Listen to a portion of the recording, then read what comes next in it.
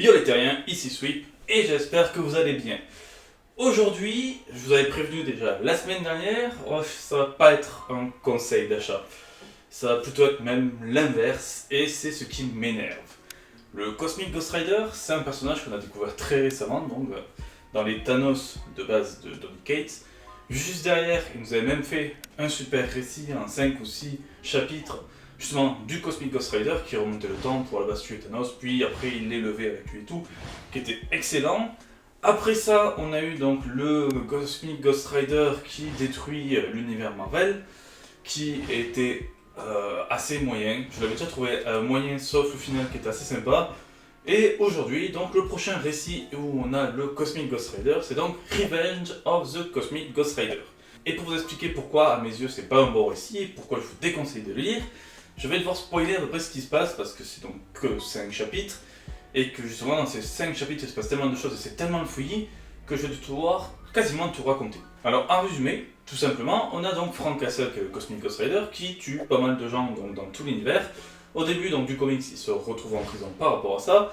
Dans la prison, il essaie de s'évader en tuant tout le monde et tout ça. Il libère même une énorme créature, un parasite ancien qui est présent, sauf que le parasite est très dangereux. Du coup, réaction pour la prison, ils l'autodétruisent. En fait, les gardes de la prison l'autodétruisent pour pas que la créature et surtout le parasite s'échappent. Du coup, le Ghost Rider est mort.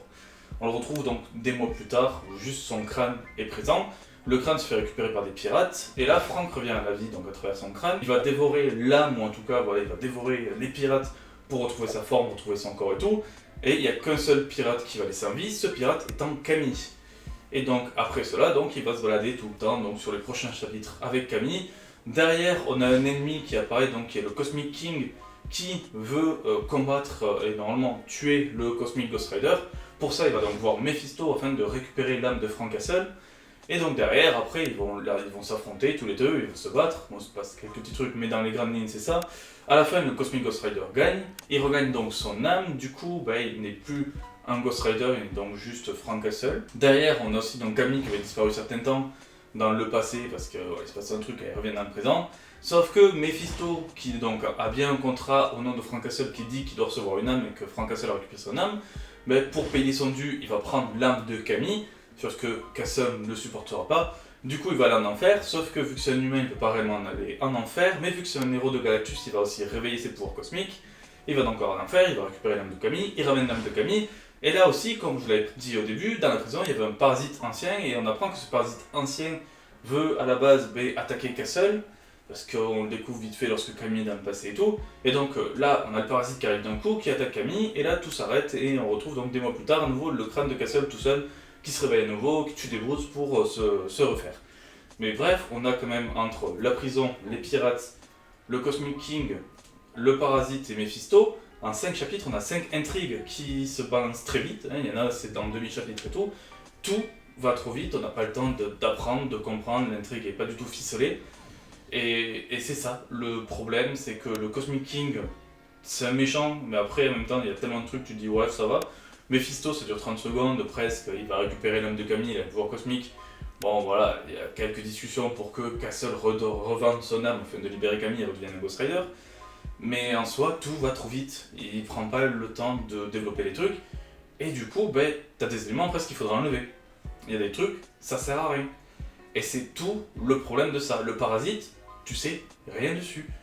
Tu sais qu'il est en Castle, mais tu comprends pas totalement pourquoi, tu sais pas d'où il vient. C'est un truc qui demande un arc de 2 ou 3 tomes. Genre si on suit la logique du truc, on ne devrait pas avoir 5 chapitres pour un seul tome, on devrait avoir 3 tomes. Le temps de développer comme il faut le Cosmic King, le parasite qu'on voit dès le départ qui est dans la prison, qui revient à la fin, qui en veut à Castle, on ne sait pas pourquoi. C'est trop court. Alors que c'est con, il y a des points positifs. Déjà, on a le retour de Camille.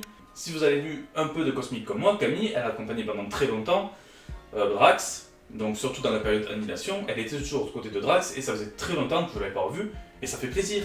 Et même un autre point très intéressant, et qu'on oublie quasiment, c'est que le Cosmic Ghost Rider, c'est un Ghost Rider, ça on le voit bien, mais c'est aussi donc cosmique, parce que c'est un héros de Galactus, et voir donc Frank sans ses pouvoirs de Ghost Rider ressortir ses pouvoirs donc cosmiques de héros, c'est aussi très intéressant. On voit des aspects assez intéressants, mais c'est des aspects qui sont pas longs, genre, ça dure même pas un chapitre, le coup par exemple des pouvoirs cosmiques qui remontent.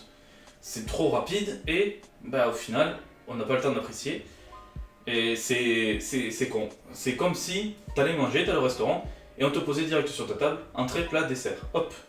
Et on te fout tout d'un coup, il faut que t'enchaînes tout et que tu repartes. Et c'est pour ça que je déconseille vraiment ça, c'est que il y a des aspects intéressants, mais vu que c'est pas détaillé et qu'on te balance tout trop vite, ça ne sert à rien. Je sais pas, après je sais pas de quoi l'avenir sera fait, peut-être que justement quelqu'un va reprendre l'idée du parasite et plus le développer. Mais là, en attendant, le récit sert à rien, c'est un one-shot qui possède une logique narrative de début et de fin, donc dans le début il est dans la prison, il pète, on retrouve son crâne, il se refait, et la fin du dernier chapitre, pareil, on le voit, il crève, on retrouve son crâne et il se refait. Donc c'est presque juste comme si on te mettait le comics, voilà, il s'est passé ça là, il y a ça après ça avant, mais c'est tout. Et c'est là le gros problème du Revenge of the Ghost Rider et pourquoi je le conseille pas. Après, si vous avez envie de le lire, ben, je ne vais pas vous dire non, je vous dis, je pense qu'il y a quand même de meilleurs récits actuellement achetés que ça, et ça me fait mal de le dire, parce que ben, déjà quand je l'ai dit sur Twitter, j'ai lu ça et j'étais très déçu, je me suis rendu compte que beaucoup comme moi, le personnage du Cosmic Ghost Rider, on l'adore, et on a tellement peu de récits où il est dedans, et en plus où il a un rôle important, et donc là en plus des récits spécialement pour lui, il n'y en a tellement pas que dès que t'en vois un, t'es content, t'es aux anges.